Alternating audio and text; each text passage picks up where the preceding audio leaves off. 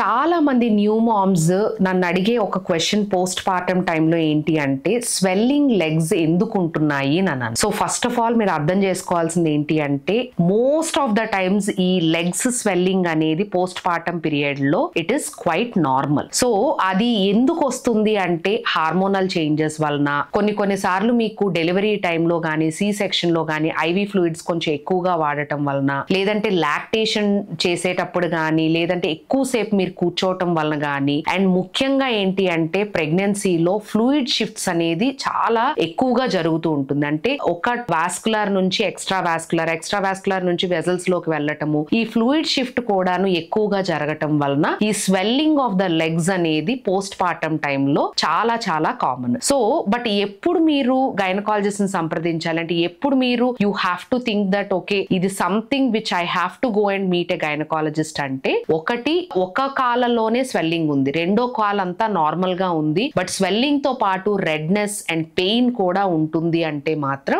Definite గా మీరు gynaecologist ని సంప్రదించాల్సి ఉంటుంది. ఎందుకంటే ఇట్లాంటి కేసులో డీవీటీ అంటే డీప్ వెయిన్ థ్రాంబోసిస్ అని అంటాం. అంటే కాళ్ళల్లో రక్తం గడ్డ కట్టడం అనేది జరుగుతూ ఉంటుంది. కాబట్టి ఒక కాలంలోనే స్వెల్లింగ్ ఉంది, దాంతో పాటు మీకు రెడ్నెస్ అండ్ పెయిన్ అనేది చాలా ఎక్కువగా ఉంది అంటే మాత్రం డెఫినెట్ గా మీరు గైనకాలజిస్ట్ ని సంప్రదించాల్సి ఉంటుంది.